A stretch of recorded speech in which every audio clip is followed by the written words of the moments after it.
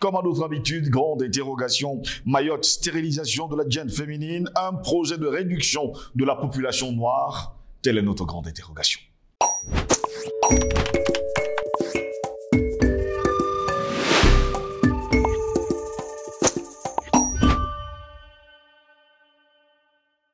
Mesdames, Messieurs, bonjour, très heureux de vous retrouver ce mardi 16 mai de l'an de grâce 2023 pour une nouvelle édition de Paroles panafricanistes. Eh bien, vous êtes une panafricaniste TV, cette chaîne qui vous apporte le meilleur de l'information sur un plateau d'or. À Mayotte, depuis la fin du mois de mars 2023, les femmes sont incitées par l'ARS à se faire ligaturer les tempes pour faire face à la natalité croissante. Une politique malthusienne, profondément patriarcale et xénophobe au service de l'impérialisme français. Le 24 mars dernier, un mois avant le lancement de l'opération Wambushu, le directeur de l'agence régionale de santé de Mayotte, Olivier Brahic, venu de métropole, annonçait sur Mayotte la première. Je n'aime pas beaucoup ce terme, mais c'est cela. On va proposer aux jeunes mères une stérilisation en clair. On leur proposera de leur ligaturer les trompes. Alors que l'île a enregistré un nombre de naissances records ces 2 dernières années, cette mesure est présentée comme un moyen de lutter contre la croissance démographique qui met à rude épreuve les structures de santé, nous dit-on de ce côté-là.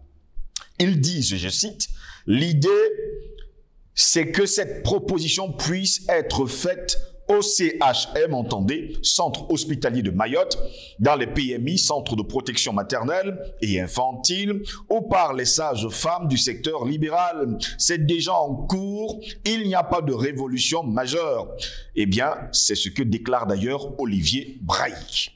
En présentant la forte natalité comme un problème sanitaire, l'ARS entend donc faire passer la stérilisation pour une politique de santé publique. Elle est d'ailleurs mise sur le même plan que l'éducation à la santé sexuelle dès le collège. En réalité, cette mesure malthusienne ne répond pas à la préoccupation d'un meilleur accès des habitants de Mayotte aux services publics, mais à une gestion coloniale profondément patriarcale et xénophobe de la santé au service des intérêts de l'État français à Mayotte. La situation sur l'île est celle d'une véritable urgence sanitaire qui s'est matérialisée pendant la pandémie avec les taux de mortalité largement supérieurs à la moyenne et un nombre de décès en hausse de 27% en 2022 par rapport à l'avant-Covid. Que s'est-il passé donc pendant cette période? Allez savoir. Cette situation de dégradation extrême s'explique par un véritable traitement d'exception de Mayotte par l'État français, largement hérité de la colonisation.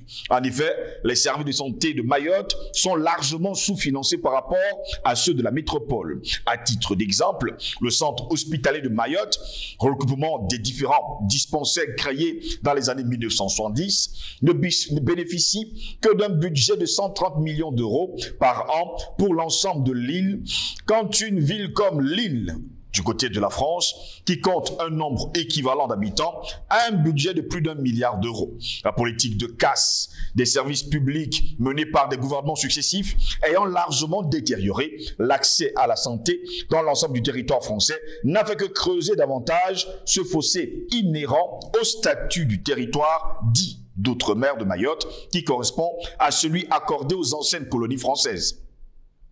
Eh bien, mesdames, messieurs, dans ce contexte, l'état des services de périnatalité et de maternité est particulièrement alarmant. Dans les 21 centres PMI censés compléter l'unique maternité de l'île, le personnel soignant est confronté à des conditions de travail invivable, au point d'exercer régulièrement son droit de retrait. Dans le cadre d'une enquête en 2017, une sage-femme expliquait déjà « c'est complètement aberrant. On n'a rien pour se laver les mains.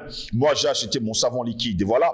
Mais au bout d'un moment, on ne peut pas non plus gérer cet effort-là parce qu'on a beau se mettre en droit de retrait, personne ne fait absolument rien. » L'État français maintient ainsi la population de Mayotte dans des conditions de vie subalternes dans la continuité totale de son lien colonial, privant les habitants et les habitantes d'un accès aux soins de santé les plus élémentaires, alors que 21% se déclarent en mauvaise, voire très mauvaise santé, contre 7% en métropole et que plus de 80% vivent sous le seuil de pauvreté.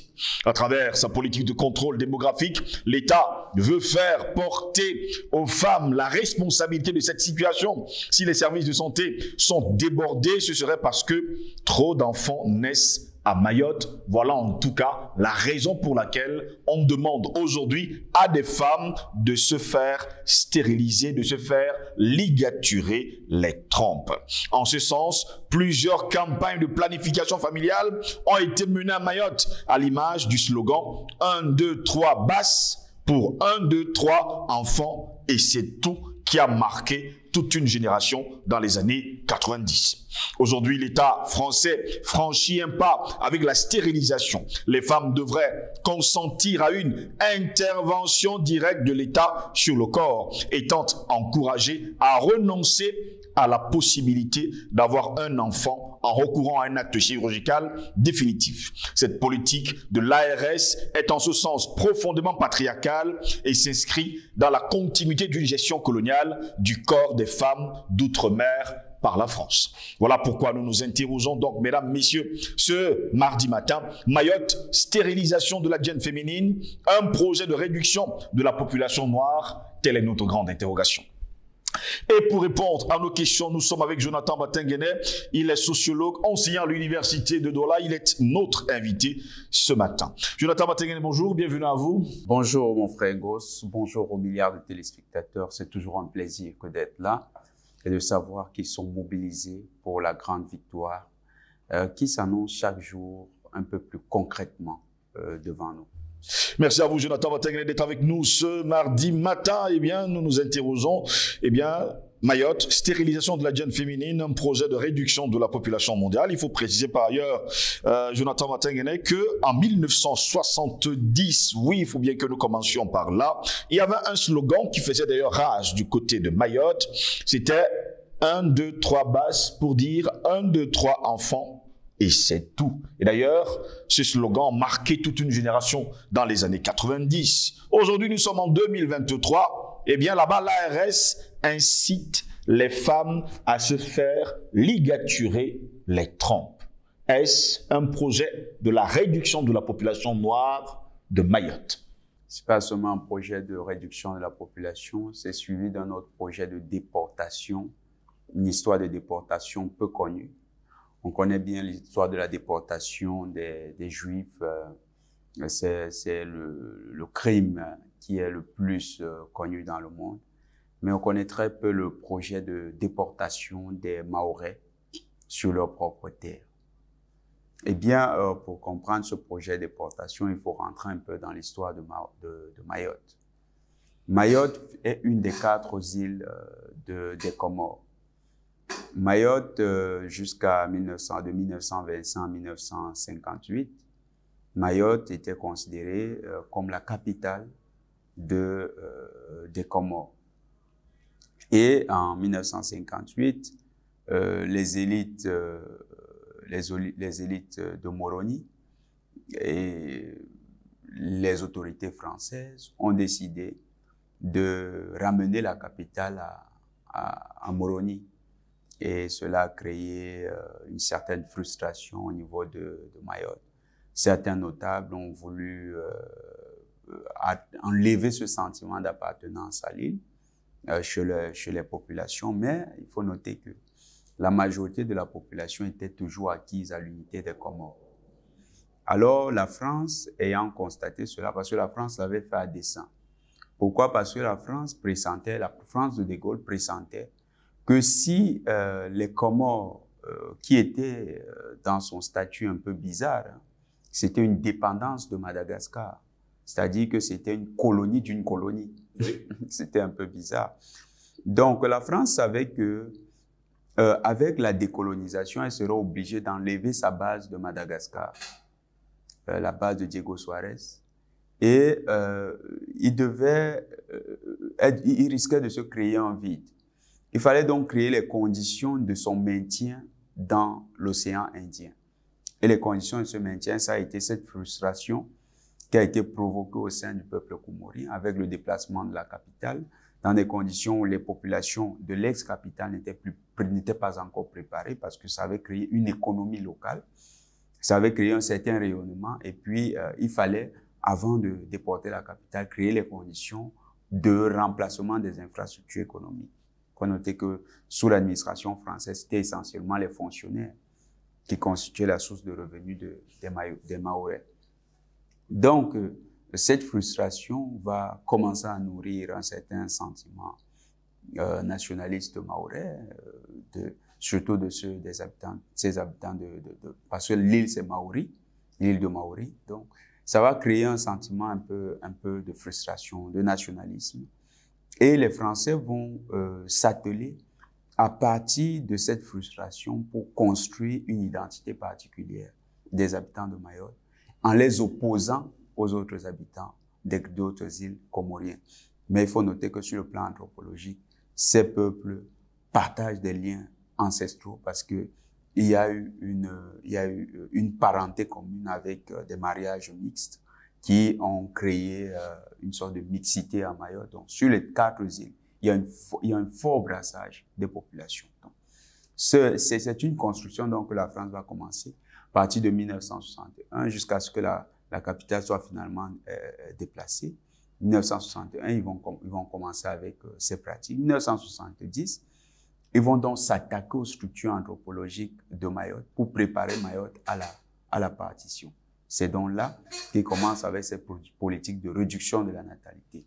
1974, ils vont organiser, le 2 décembre 1974, ils vont organiser un référendum qui est jugé illégal par les Nations Unies. Et d'ailleurs, ce n'est pas conforme avec les accords, avec un principe du droit international qui veut que les frontières d'un État indépendant, les frontières d'une colonie sont réputées être celles de l'État indépendant lorsque celui-ci accède à l'indépendance. Donc, les Français vont violer ce principe du droit international et vont organiser à Mayotte un référendum en 1974. Pendant ce référendum, ils vont procéder à des déportations. Ils vont déporter, on estime, à près de 60 000 personnes qui ont été déportées. À l'époque, la population n'était pas très importante sur Mayotte. Donc, quand ils vont déporter cette population et ils vont brimer les nationalistes, il y aura une forte répression des nationalistes. Tout ceci sous fond d'exacerbation des tensions entre, ou bien d'exacerbation des divergences entre les élites de Maori et les élites des autres îles de Comores. Donc, en créant ces divisions, en réprimant les indépendantistes, en procédant par la déportation en 1974, ils vont donc fabriquer un résultat quasiment, comme ils aimaient dire à l'époque, soviétique. Près de 85% de la population va s'exprimer en faveur, des électeurs va s'exprimer en faveur. Mais il faut noter que c'est un électorat qui a été fabriqué par la France de manière artificielle. Et en France, vous avez une participation de toutes les factions politiques, la gauche comme la droite, en passant par le Parti communiste. Tous seront d'accord sur le principe de garder Mayotte française. En 1983, ils vont adopter des lois internes qui vont mettre Mayotte dans les TOM, c'est-à-dire les territoires d'outre-mer. Mayotte va être administré par un sous-préfet. Il faut noter que jusqu'en 2003, Mayotte était administré par un préfet qui avait les mêmes compétences sur le plan juridique que les administrateurs de la période coloniale. Et en la matière, c'était un décret de février 1871 qui continuait à garantir et à donner, à définir les prérogatives du préfet. Donc, dans ces conditions, en 1983, ils vont donc créer les conditions d'un TOM, mais il faut noter que Mayotte, jusqu'en 2000, c'est le quart des dépenses des territoires, des autres territoires, des départements d'outre-mer. Le quart des dépenses. Ça veut dire que chaque fois qu'on investit sur un département d'outre-mer, disons 50 millions, on divise par 4 et ça fait l'investissement à Mayotte. Mayotte va donc avoir un taux d'alphabétisation d'illettrisme de 80% jusqu'en l'année 2000. 80%. Aujourd'hui, on n'a pas trop changé, on n'est pas encore monté dans des proportions, on est autour de 55% d'alphabétisation. En 2023. 2023. Donc, vous avez 80% de la population qui était illettrée. En plus, avec tout ça, vous avez un système sanitaire qui était délétère, il n'y avait pas d'infrastructure. Et pendant cette période encore, même si la France s'attaquait déjà aux structures anthropologiques, la France reconnaissait une spécificité à Mayotte. Parce que jusqu'en 2003, lorsque la France procède à la modification constitutionnelle, ils vont reconnaître aux Maoris des domaines qui leur sont des particularités. Par exemple, on va encore laisser les cadis faire rendre la justice. On va laisser la polygamie active. Et ce n'est qu'en 2008 qu'ils vont totalement suspendre. Et en 83 jusqu'en 95, il y avait encore ce brassage de population dont nous parlons. Ce brassage des fonds. En 95, qu'est-ce qui va survenir? En 95 va intervenir la loi, ce Premier ministre, il y avait Pasqua, puis Balladur. Oui. La loi Balladur, le visa Balladur. Alors, avec le visa Balladur, désormais, un citoyen de Moroni, un Comorien de Moroni, qui a la famille à Mayotte, ne peut plus se déplacer pour aller rendre visite à sa famille s'il n'a pas un visa pour entrer dans son propre pays. C'est une aberration. Il faut noter que le référendum qu'a organisé la France en 1974, qui a donné lieu à la territorialisation, à l'insertion dans la territorialité française de Mayotte en 1975, ce référendum a été qualifié d'illégal par les Nations Unies dans 20 résolutions. 20 résolutions. D'ailleurs, à l'Assemblée générale de octobre 1976, la 31e Assemblée générale des Nations Unies, le communiqué final est assez clair. Ce référendum est nul et non avenu. Donc, en fait, il n'a aucun effet sur le plan juridique, donc ça n'a pas de valeur sur le plan international. Mais la France va faire un forcing et demeurer quand même à Mayotte. Demeurer à Mayotte. Ils vont donc en 2003 intégrer le principe que Mayotte fait partie des collectivités territoriales départementales d'outre-mer. Donc, ils vont créer un statut spécial à Mayotte. Un statut spécial qui n'est pas reconnu par les Nations Unies. Et la France va continuer contre toujours les Nations Unies. On va même voir quelque chose de terrible. Pour que les Nations Unies, parce que vous allez observer que quand même, entre 1980 et 2010, les Comoriens semblent ne s'être pas beaucoup battus pour récupérer Mayotte. Vous savez pourquoi, mon frère Goss? La raison est très simple. En 1975, la France va, à partir de son service, c'était à l'époque le SDES, ils vont, à partir de leur service opérationnel qu'ils appellent le service action, ils vont utiliser un certain Bob Denard qui va créer l'instabilité permanente à Mayotte. Il va arriver à Mayotte, il va créer une instabilité permanente et systématisée. Il faut noter que les mercenaires de Bob Denard étaient rémunérés par un complexe hôtelier qu'il avait monté spécifiquement dans la zone. Et il était également financé par le régime apartheid qui était en Afrique du Sud. Donc vous voyez qu'il y avait des connexions importantes. La France qui nous dit qu'elle est le pays des droits de l'homme a quand même eu des connexions avec le régime apartheid d'Afrique du Sud quand il s'agissait de brimer les intérêts des Comoriens. Oui. Et donc Bob Denard va réaliser 20 coups d'État de 75 en 95. Des coups d'État que lui seul orchestre. C'est-à-dire, il renverse un X point Y, il renverse le Y point. Mais ça n'a pas pour sens de mettre des gens qui vont se battre pour l'intérêt des Comoriens. L'objectif qui avait été fixé par le général de Gaulle, c'est créer l'instabilité, empêcher les Comores de défendre leurs intérêts et de présenter les Comores comme étant, ils appelaient ça la convulsion comorienne.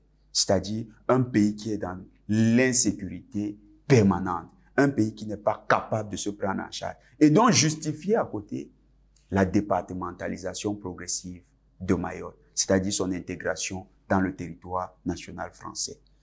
Voilà les politiques que la France a adoptées. En 2009, ils vont pousser le bouchon très loin. Ils vont organiser un référendum encore illégal parce que les Nations Unies ne reconnaissent pas ce référendum.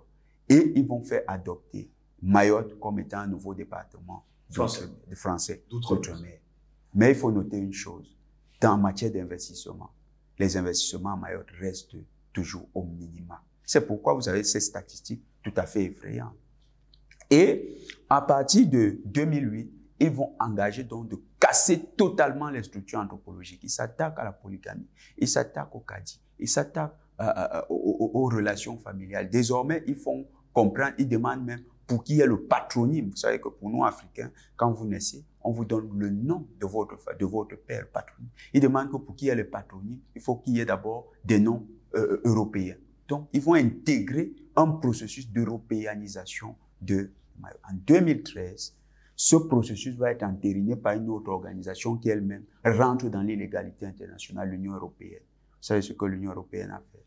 L'Union européenne va intégrer Mayotte comme étant un territoire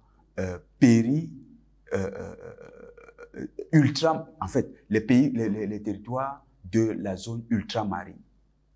Désormais, Mayotte va rentrer dans ces régions ultramarines de l'Union européenne.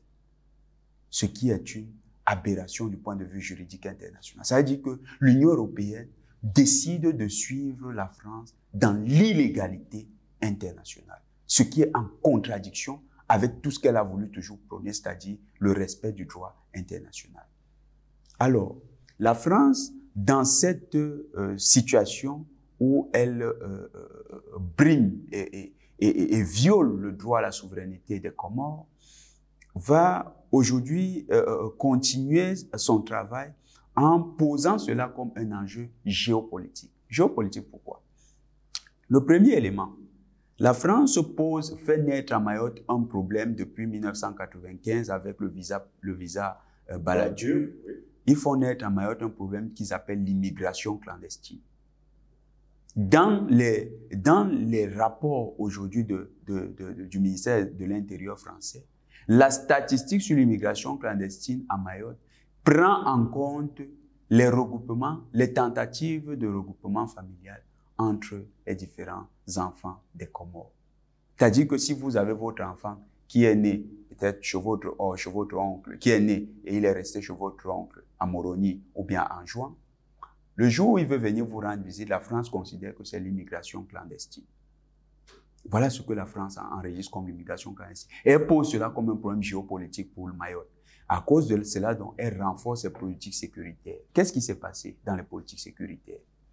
De 1995 à aujourd'hui où nous parlons, la France a déjà fait déporter plus de 100 000 Mayotais sous le prétexte de l'immigration clandestine. Le président Nicolas Sarkozy, quand il était ministre de l'Intérieur, de 2002 à 2007, Nicolas Sarkozy, il a été responsable de la déportation de près de 60 000 Mayotais.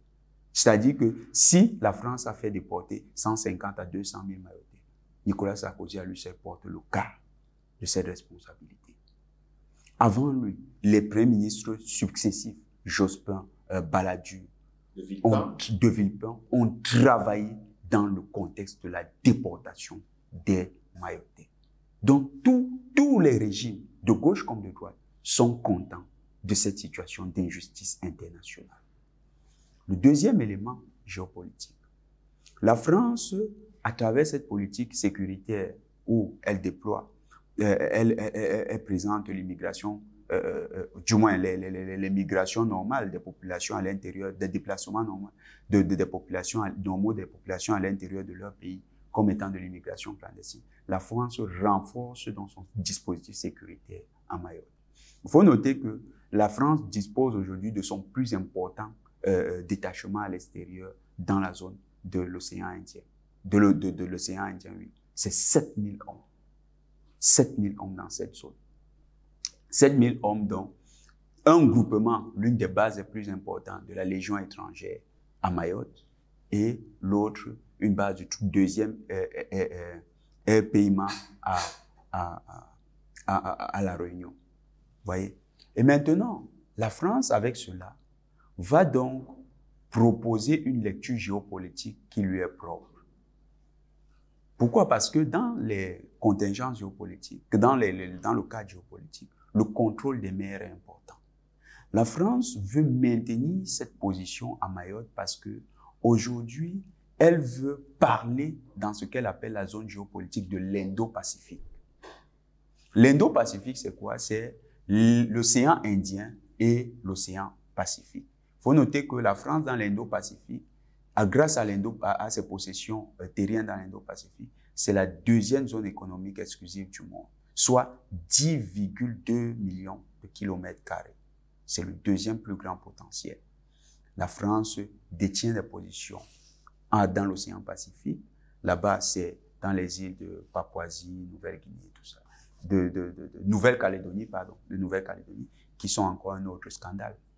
Parce que là également, on sait que la France, c'est partout où elle pose les pieds, c'est toujours des scandales. On est dans ça, c'est notre la même position que les Comores, parce que eux également sont victimes de colonisation forcée. Restons justement sur le sujet qui nous intéresse. Avec cette zone-ci, vous avez donc la zone dans l'Indo-Pacifique, la zone qu'on appelle le canal du Mozambique. Au canal du Mozambique, aujourd'hui, c'est 500 milliards de barils, 500 millions de barils de mètres cubes de gaz de réserve éprouvées. Le canal du Mozambique n'a pas encore été totalement exploré du point de vue de la recherche des nouvelles sources de ressources en hydrocarbures. À côté de cela, c'est une riche biodiversité. Et cette riche biodiversité se concentre essentiellement dans la zone nord qui est concentrée autour de Mayotte. Vous vous souvenez que lors du sommet sur les océans en 2022, le président Macron parlait de créer ces réserves naturelles dans les océans. Et quand il parle de cela, il fait allusion principalement aux eaux de Mayotte et aux eaux de la Réunion. Restons sur la stérilisation à Jonathan Watenguene qui nous intéresse d'ailleurs aujourd'hui. C'est un crime à ciel ouvert et jusqu'à preuve de contraire, personne n'en parle. Tout à fait. En fait, personne n'en parle parce que la France, justement, dans la construction géopolitique de ce qu'elle appelle ses possessions d'outre-mer, ce qu'elle appelle ses territoires d'outre-mer, aujourd'hui ses départements d'outre-mer, a donné l'impression que c'est des territoires européens. On ne veut plus voir donc aucun noir dans ces espaces-là. L'objectif, c'est ça. On va assister progressivement au blanchiment. Il y a déjà un processus de migration, de forte migration des Européens du continent, c'est-à-dire la population caucasienne, vers le territoire de Mayotte. Et dans ces territoires, comme dans d'autres territoires, des territoires d'outre-mer, vous allez observer que c'est eux qui contrôlent les pans névralgiques de l'économie. Au niveau de Mayotte, vous avez BVMH, je crois, c'est lui, LVMH, qui est chargé carrément de toute la grande distribution. Et d'ailleurs, il ne se limite pas à ça. Quand Bob Denard contrôlait les Comores, il a également mis un pied dans les Comores et il est actuellement la plus grande chaîne de supermarchés dans les Comores. Ce travail vise essentiellement, parce que vous savez que lorsqu'on contrôle les structures économiques, ça prépare le contrôle social du pays. Donc, pour que ce contrôle social soit effectif, il faut limiter les naissances des autochtones. Limiter la démographie à tout prix. Oui, il faut limiter. Et en limitant la démographie, ils veulent procéder à une inversion de la pyramide chez les populations africaines de cette île des Comores. Et ils veulent simplement qu'à terme, cette zone devienne une zone d'abord de métissage avec les populations européennes, ensuite de dominance des populations européennes sur le territoire, caucasiennes sur le territoire africain. C'est une colonisation doublée d'un génocide de la population noire. les enjeux géopolitiques, nous avons cité. Il faut contrôler l'Indo-Pacifique. L'Indo-Pacifique, c'est 90% des échanges maritimes mondiaux. Le canal de Panama, c'est 30% de passage des tankers dans le monde. Donc, c'est une route pétrolière importante. Et dans cette perspective, il faut bloquer l'expansion de la Chine, notamment la Chine qui a financé la route de la Beira. La route de la Beira, c'est la route qui traverse le Mozambique, la Namibie, Malawi et qui va jusqu'en Afrique du Sud. Et comme il faut bloquer la Chine à ce niveau, ils ont créé déjà au niveau du détroit du Mozambique, à Cabo Delgado, ils ont créé ce qu'on appelle aujourd'hui l'État islamique. C'est en fait une stratégie pour bloquer la route de Beira, qui est le grand projet de la nouvelle route de la soie de la Chine, parce que la Chine se dit qu'il faut que désormais ces navires prennent le plus court chemin pour arriver vers l'Afrique et sur les ports africains qu'elle va croiser, rentrer dans l'intérieur du continent en passant par des routes transcontinentales. Parce qu'autant la Banque mondiale a des projets de routes transcontinentales, autant les Chinois aussi actuellement ont des projets de routes transcontinentales. Donc, la question de la natalité et l'inversion participent de cette grande vision géopolitique à la France. Il faut bloquer la Chine. Il faut rester un acteur majeur du canal du Mozambique. Il faut garder le contrôle sur d'importantes réserves parce qu'on estime que dans le canal du Mozambique, ces réserves n'ont pas encore été totalement explorées. Donc, il faut garder le contrôle sur ce potentiel important et s'assurer qu'à terme, ce soit des populations blanches qui justifient de la domiciliation sur cette île africaine. C'est une intrusion à la fois sur le continent africain et sur les enjeux géopolitiques qui ne concernent pas la France. C'est une intrusion totale. La France est en situation d'imposture à Mayotte et les populations de Mayotte se sont levées contre l'opération Wambushu depuis le 20 avril dernier. Et d'ailleurs, elles ont commencé très tôt. Nous saluons Hashimo Saïd avec toute l'organisation néo-panafricaniste qui ont abattu un travail tout à fait de titan. Ils sont allés dans les rues à Mayotte. Ils n'ont pas hésité à mobiliser la plus grande partie de la population. Et c'est cette mobilisation qui a fait que les déportations qui avaient encore recommencé ces derniers jours ont été stoppées. Et la France a reculé parce qu'elle a vu que l'opinion africaine était mobilisée. Il faut que cette mobilisation continue. Comme l'opération Wambushu a échoué parce que l'opération à terme, c'était le 21 avril, on devait déporter le plus gros effectif des Mayotais, des Maoris. Comme ça a échoué, il faut continuer avec ces manifestations, il faut continuer à mettre cette pression et il faut dénoncer cette imposture de la France dans l'océan Indien, surtout dans la partie africaine de l'océan Indien. Merci à vous, Jonathan Motengue, d'avoir été des nôtres. C'est toujours un plaisir, mon frère Ngoz. Mesdames, messieurs, plaisir de vous retrouver très prochainement. Restez sur nos plateformes numériques, Facebook, YouTube, Instagram. N'oubliez surtout pas de liker et surtout de partager au plus grand nombre. Passez une agréable journée.